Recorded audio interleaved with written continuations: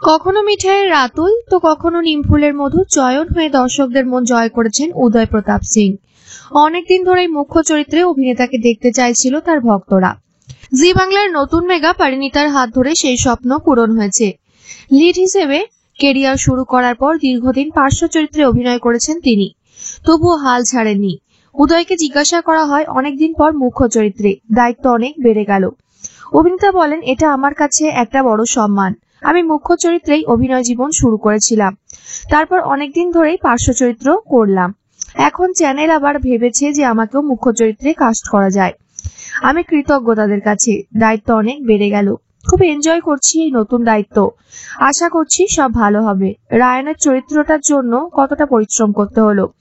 উদয় বলেন, বাংলা টেলিভিশনে তো খুব বেশি কলেজের গল্প দেখানো হয় না, থাকলেও খুব অল্প সময়ের জন্য, কিন্তু এই গল্পে কলেজ একটা বড় অংশ জুড়ে থাকবে। আমাকে যাতে কলেজের স্টুডেন্টের মতো দেখায় তার জন্য 10 কেজি ওজন ঝরাতে হয়েছে, যাতে আরেকটু ইয়াং দেখায়। 1 মাসের মধ্যে আমাকে এই ওজন কমাতে হয়েছিল। তবে পরিণীত সুবাদে আবারও কলেজের দিনে ফিরে এলাম। যদিও বাস্তবে কলেজ লাইফ এমন হয় না।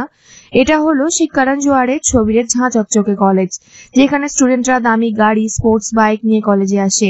সেখানে নাচা গানা হয়। ছোটবেলায় বলিউড ছবিতে কলেজ জীবন দেখে ভাবতাম কলেজ বোধহয় এরকমই রঙিন হয়। বাস্তবে সেটা হয়নি, তবে অভিনেতা হয়ে সেই কলেজ জীবনটা বাঁচছি। কলেজ জীবন ও ন্যাড়াগোয়ালের পারুলের সাথে দাম্পত্য, দুটো দিক কিভাবে উঠে আসবে।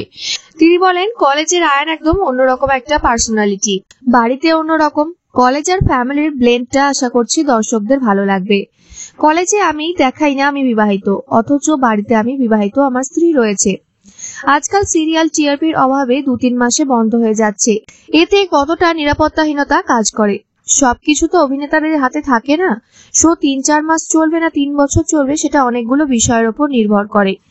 নিজের উপর অযথা প্রেশার বাড়াতে চাই না। অভিনেতা হিসেবে যাতে সৎভাবে কাজ করতে পারি, 100% দিই, সেটাই আমার লক্ষ্য। বাকিটা ভগবানের হাতে, দর্শকদের হাতে। সহ অভিনেত্রী ঈশানীকে নিয়ে কি বলবেন? খুব ভালো কাজ করছে, মেয়েটা খুব পরিশ্রমী। ওকে একটা নির্দিষ্ট ডায়ালেক্টে কথা বলতে হচ্ছে, সেটা ওর ভাষা নয়, তবে ও চেষ্টা করছে। কাজের প্রতি সৎ, একটা জিনিস বারবার বললেও কোনো রাগ নেই, শেখার ইচ্ছে রয়েছে, সেটাই বড় ব্যাপার। সিরিয়াল তো মূলত নারী কেন্দ্রিক হয়। নায়িকা ভালো হলে শো ভালোই হবে, সেটা স্বাভাবিক। আপনার স্ত্রী তো এখন জিতে কাজ করছে। অনামিকা কি বলছে পরিণীতা নিয়ে? অনামিকা ভীষণ খুশি। ও আমাকে অনেক বলেছে যে আমি কেন লিড চরিত্রে চেষ্টা করছি না। আমি বলতাম যা আসবে দেখা যাবে, যখন যা ঘটার তখন সেটা ঘটবে। তবে অনামিকা সবসময় বলতো আমার লিড চরিত্রের জন্য চেষ্টা করা উচিত। এখনো খুব খুশি, ভীষণ হ্যাপি। এখন বলছে, দেখো আমি বলেছিলাম তুমি পারবে। পার্টনার হিসেবে তো সবাই সেটাই চাইবে।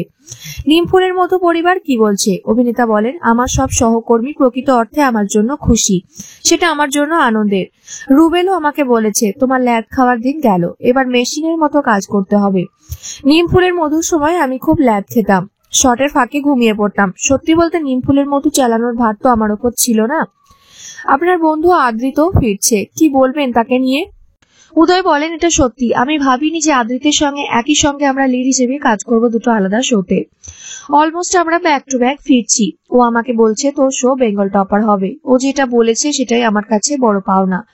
ও ফিরছে মৃত্যুর বাড়ি নিয়ে। আদ্রিত আমার খুব কাছের বন্ধু। আমি আশা করছি এটার ক্রেজও মিঠাইয়ের মতোই হবে, ও খুব সফল হবে।